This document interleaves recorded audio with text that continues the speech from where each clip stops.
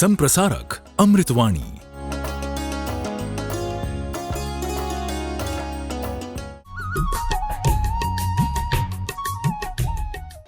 आर्हत वाङ्मय में कहा गया है, नानेन जान भावे दंसनेन उसद्दहे चरित्रेण निगिन्हाई तवेण परिशुद्धै। शास्त्र की वाणी है, ज्ञान से भावों को जानता है, दर्शन से श्रद्धा करता है, चारित्र से निग्रह करता है, तप से परिशोधन करता है। चतुरंग मोक्ष मार्ग है, ज्ञान दर्शन चारित्र तप वाला। उसमें चौथा अवयव तप होता है। आज अक्षय तृतीया का दिन है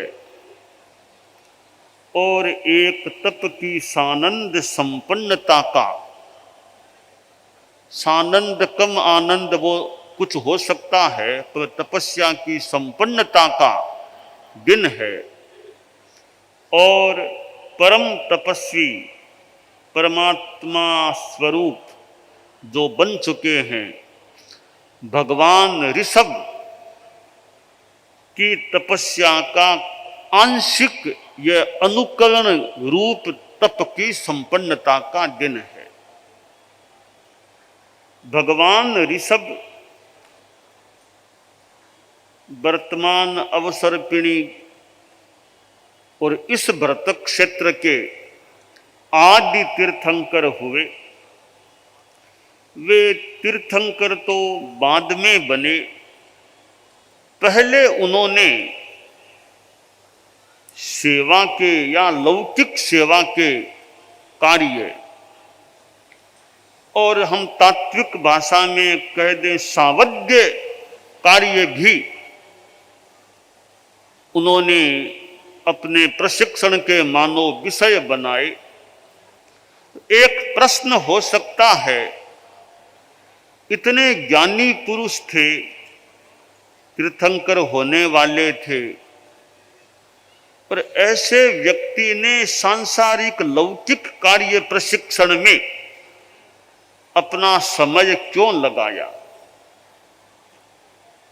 एक प्रश्न तो हो सकता है, परंतु भूमिका में अंतर होता है।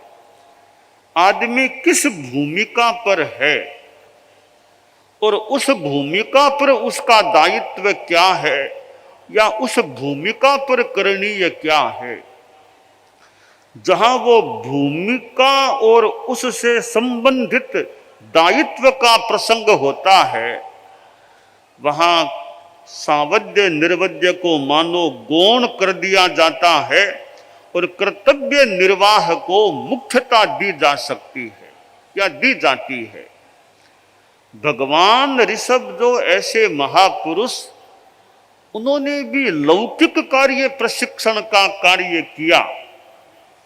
यह इस बात का एक मानो साक्ष्य है, प्रमाण है कि भूमिका भेद होता है और एक सांसारिक भूमिका में रहने वाले व्यक्ति को सांसारिक कार्य भी एक कर्तव्य के रूप में, भले वो सावध्य हैं, उसके संदर्भ में वो उसके लिए करणीय हो जाते हैं।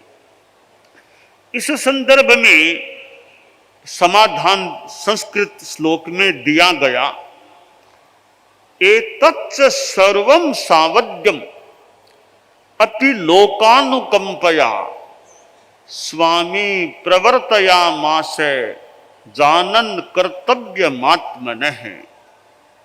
कि भगवान ऋषभ जानते थे ये अशी मशी कृषि ये चीजें सावध्य कार्य हैं, परंतु दो कारणों से उन्होंने वो सावध्य प्रशिक्षण भी दिया। दो कारण क्या, एक तो लोकानुकंपा, लौकिक अनुकंपा या लोगों के प्रति अनुकंपा कि इनको नहीं बताया जाएगा ये जीवन अच्छा, अपने गारहस्थ्य का जीवन कैसे जी पाएंगे। तो लोकानुकंपा, लौकिक अनुकंपा या लोगों के प्रति अनुकंपा, एक तो वह कारण बना सावध्य प्रशिक्षण का।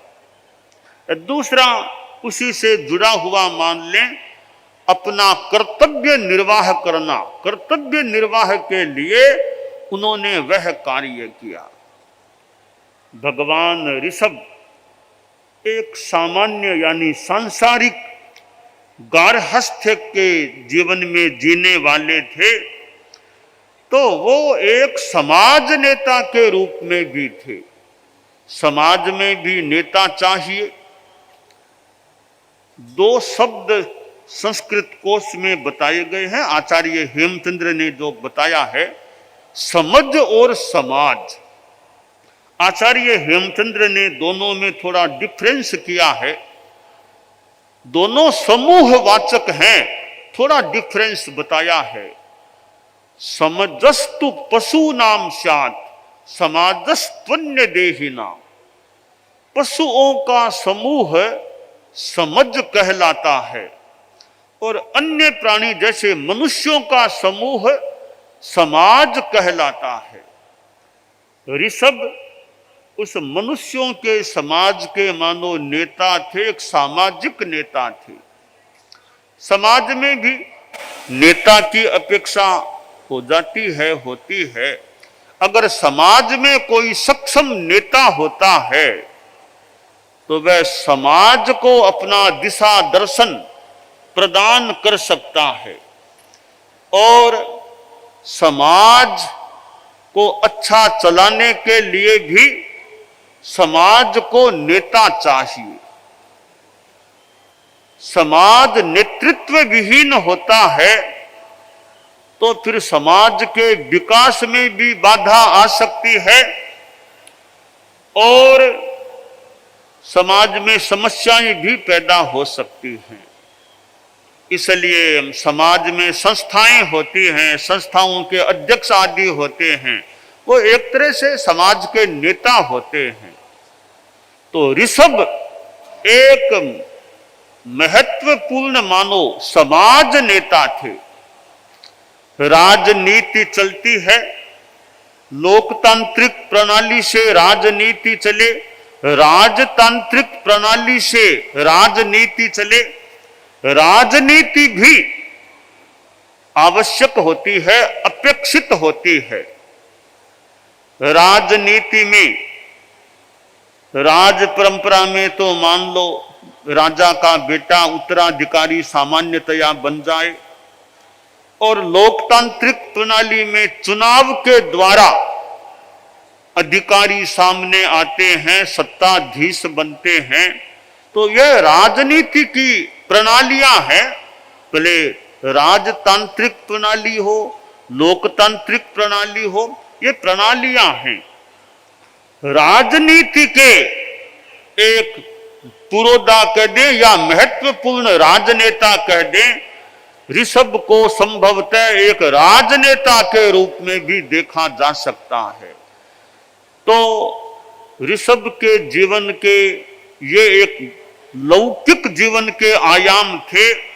फिर उन्होंने त्याग पथ स्वीकार किया, संयम का पथ स्वीकार किया।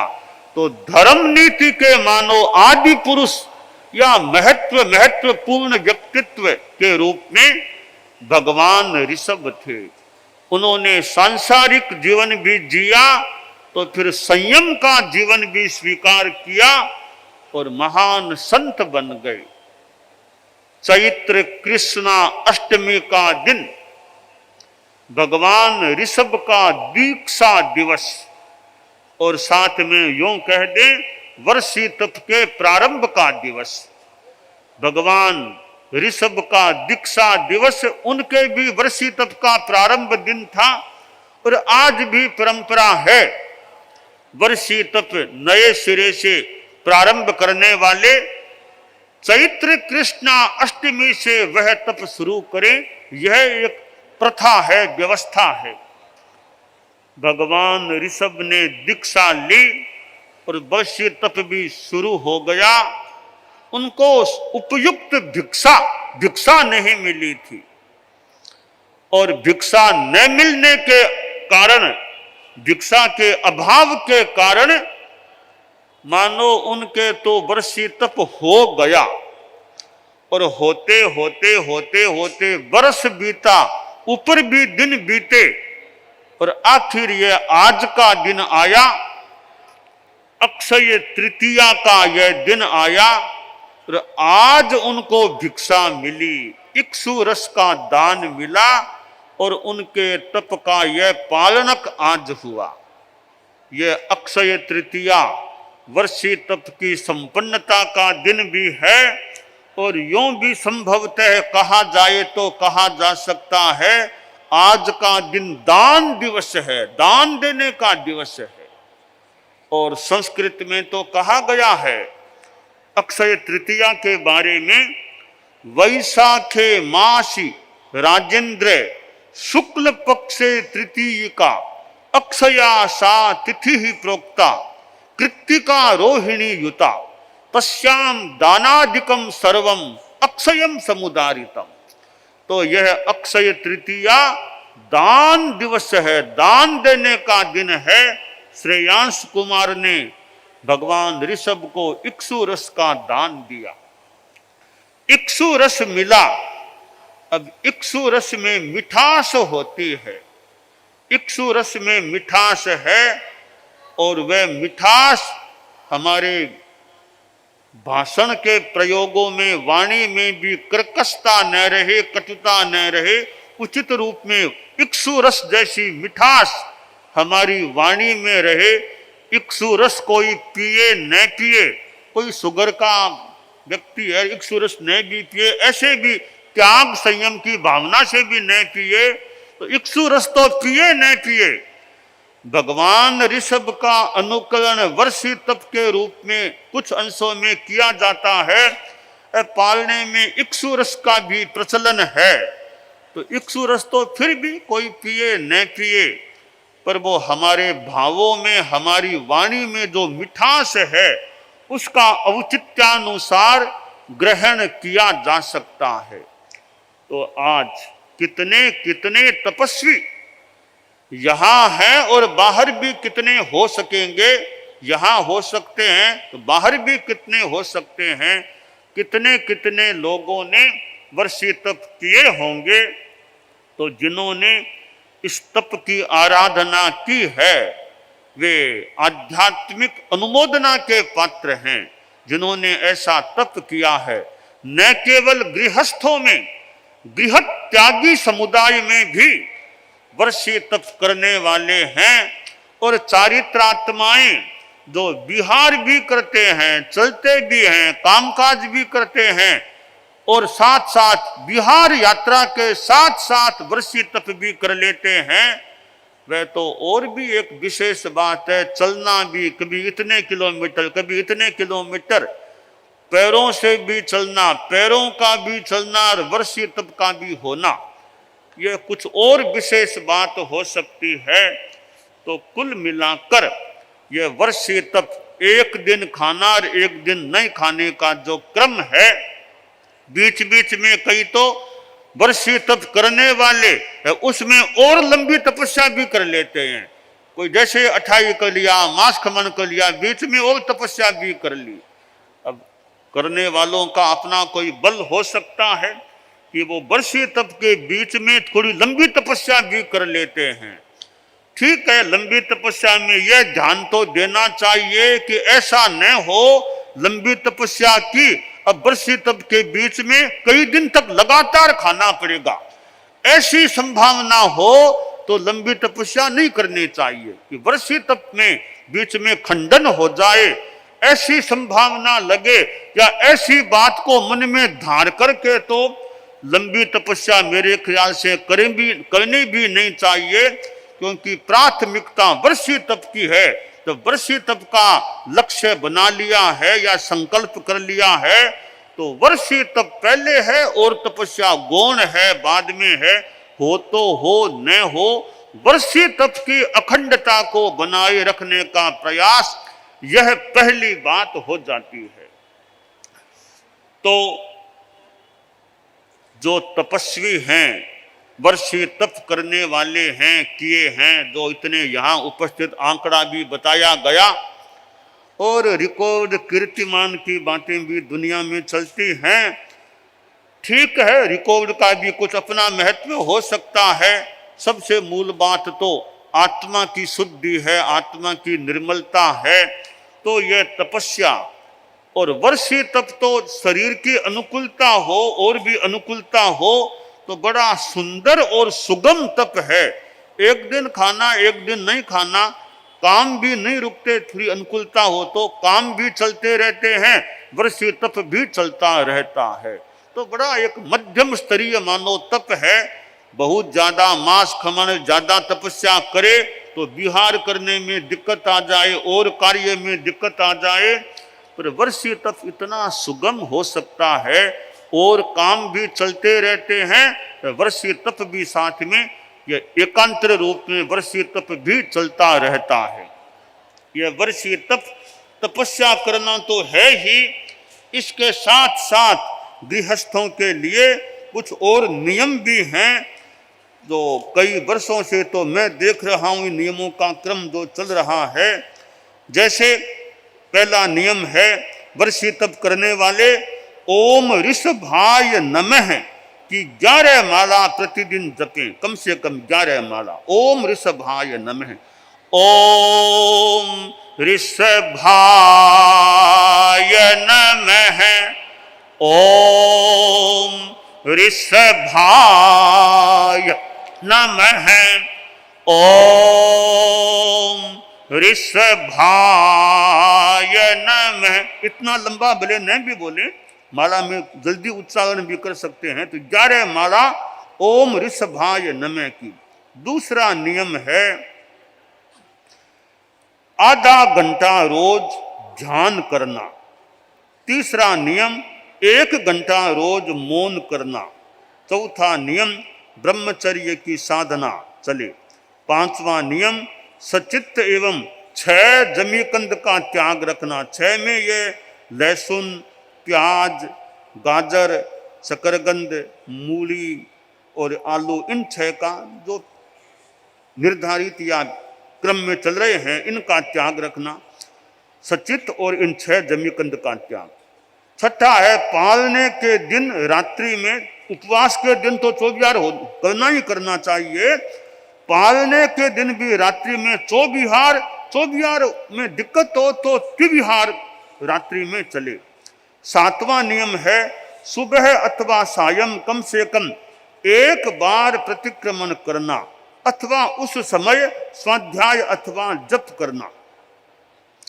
मान लो आधा घंटा भी कर ले प्रतिक्रमण के समय, प्रतिक्रमण नहीं किया जा सके तो। 8वां क्षमा की साधना, गुस्सा नहीं करना और एक दिन भी आक्रोश क्रोधवश यानी कठोर शब्दों का प्रयोग हो जाए, नियम की भाषा है क्षमा की साधना। एक दिन क्रोधवश कठोर शब्दों का प्रयोग हो जाए तो पालने के एक दिन चीनी अथवा नमक अथवा लाल मिर्च का सेवन भक्षण का पूर्णतया वर्जन रखना। ये 8 नियम हैं। यानी ऊपर दिया है वर्षी तप करने वाले तपस्वियों को वर्षी तप काल में यथासंभव इन नियमों का पालन करना चाहिए। तो ये नियम भी साथ में चलते हैं तो वर्षी तप बहुत ज्यादा शक्तिशाली, बहुत ज्यादा फलदायी बन सकता है, ऐसी संभावना प्रतीत हो रही है। तो अक्षय तृतीया, ये अक्षय शब्द बड़ा अच्छा शब्द है। अच्छा मतलब अर्थ बड़ा अच्छा है। अक्षय, हमारा सम्यक्त्व अक्षय हो जाए, हमें कभी अक्षय ज्ञान प्राप्त हो, अक्षय दर्शन प्राप्त हो, अक्षय आनंद प्राप्त हो, खंडित होने वाला नहीं, अक्षय आनंद और अक्षय शक्ति कभी क्षीण न हो, ऐसी अनंत शक्ति प्राप्त हो। तो हम अक्षयता की दिशा में आगे बढ़े यह काम्य है। तो आचार्य भिक्षु से संबंधित हमारे धर्म संघ में तो जैन शासन का एक समुदाय है, जैन श्वेतांबर तेरा पंथ, जिस संघ के आदि आचार्य परम पूज्य महामना आचार्य भिक्षु हुए हैं, उनसे संबद्ध हमारा यह धर्म संघ है। और उत्तरवर्ती उनकी आचार्य परंपरा में परम पूज्य आचार्य तुलसी हमारे 9वें आचार्य श्री हुए और 10वें आचार्य श्री महाप्रज्ञ जी हुए। गुरुदेव तुलसी के समय से यह वर्षी तप की अक्षय तृतीया की पालने की परंपरा चल रही है और ये आगे बढ़ती जा रही है। और जैसा का संख्या का आंकड़ा भी बहुत अच्छा आगे बढ़ने की बात बताई गई है। जैसे ये 1100 इतने वर्षी तप की बात है और ये वर्षी तप करने वाले हैं और हमारे संत सत्सतियां भी बैठे हैं। कभी ऐसे बैरागियों की पंक्ति कोई लगा दे कि बैरागियों की पंक्ति है तो और विशेष बात होती है। का सूरत में इतने वे हैं, गुजरात है, महाराष्ट्र है, तो आज तो अक्षय तृतीया का यह समारोह है। कभी ये बैरागियों की ऐसी पंक्ति लगे, ये मुमुक्षु भाइयां और बैठे हैं, इतने वैरागी बैठे हैं। हमारे संयोजक बोलते हैं कभी ऐसा बोले आज इतने वैरागियों की पंक्ति लगी है। तो और मुमुक्षु तो हैं भाइयां, और मुमुक्षु भाइयां ये मुमुक्षु निर्माण का प्रयास, हमारे साधु साधियां समणियां और लोग भी हैं, मुमुक्षु निर्माण का प्रयास करें। वर्षी तप का जो क्रम बना है, जो भी ऐसे मुमुक्षु निर्माण का भी क्रम बन जाए और यह दिखा दें इतनी पंक्ति मुमुक्षुओं की बन गई। इस साल इतने मुमुक्षु तैयार हो गए हैं, मुमुक्षु श्रेणी में ये आ गए हैं, आ रहे हैं। तो ऐसा भी क्रम कोई बने तो बहुत अच्छी बात हो सकती है। तो आज का यह हमारा अक्षय तृतीया का कार्यक्रम है और आज अक्षय तृतीया है। आज से 4 वर्ष पहले श्रद्धेय हमारे दीक्षा प्रदाता मंत्री मुनि श्री सुमेरमल जी स्वामी लाडनू का जयपुर में आज के दिन महाप्रयाण हो गया था। आज उनको 4 वर्ष पूरे हो गए हैं। मैं श्रद्धेय मंत्री मुनि श्री सुमेरमल जी स्वामी लाडनू का भी श्रद्धा के साथ स्मरण करता हूँ, उन्हें श्रद्धांजलि अर्पित करता हूँ। वे हमारे धर्म संघ के मंत्री मुनिश्री भी थे, दूसरे मंत्री मुनिश्री थे और साथ में बहुश्रुत परिषद के वे पहले संयोजक भी थे। दूसरे संयोजक तो मुनिश्री महेंद्र कुमार जी स्वामी वर्तमान में हमारे मुख्य यानी बहुश्रुत परिषद के वर्तमान में संयोजक हैं। तो ये मुनिश्री सुमेरमल जी स्वामी लाडनो बहुश्रुत परिषद के संयोजक भी थे और मेरे तो दीक्षा प्रदाता भी थे। ऐसे 4 हम चारों आज चारों यहीं पर हैं, 4 के वे दीक्षा प्रदाता भी थे। वर्तमान में और कोई भी संत यहाँ नहीं, पूरे धर्म संघ में नहीं है जिन्होंने 4 बालकों को, 4 पुरुषों को दीक्षा दी हो। उनके महाप्रयाण से 100 से ज्यादा वर्ष के इतिहास में भी संभवतः ऐसे संत नहीं थे। तो मुनिश्री उदित कुमार जी स्वामी तो मेरे से दीक्षित हैं, मेरे से रोल नंबर में मेरे से वैसे सीनियर होते हैं। और बाद में मुनि अनंत कुमार जी ज्योतिर्मय तो बहुत बाद में मुनिश्री के द्वारा दीक्षित हुए थे। तो वैसे मैं हमारे दीक्षा प्रदाता हैं और धर्म संघ के वरिष्ठ मुनिप्रवर थे, मैं उनको भी श्रद्धांजलि अर्पित करता हूँ।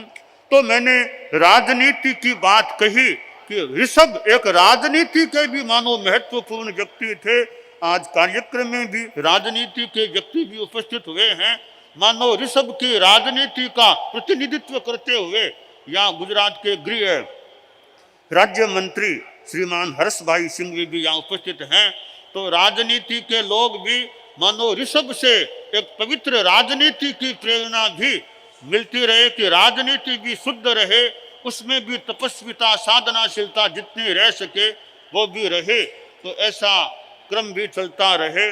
तो हम आज ये अक्षय तृतीया का कार्यक्रम, अच्छा पहले अहमदाबाद में भी वहाँ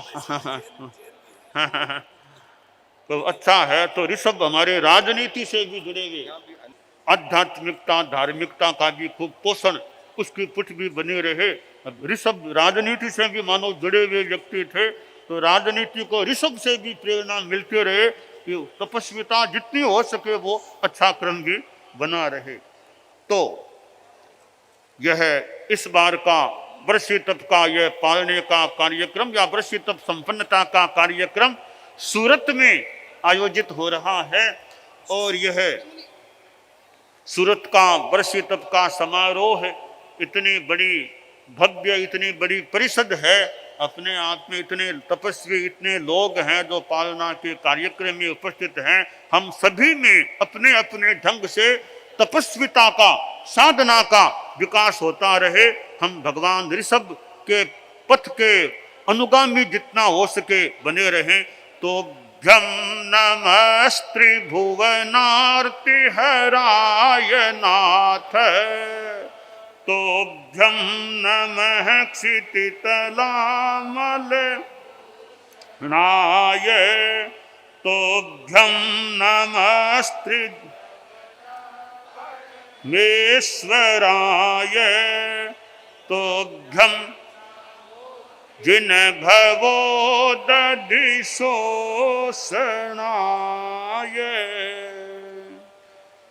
दानान सिद्धम अभयपयाणम सच्चेषु या अनवज्जं वयन्ति, तवेषु या उत्तम ब्रह्मचेरं लोगुत्तमे समने नाय पुत्र। संप्रसारक अमृतवाणी।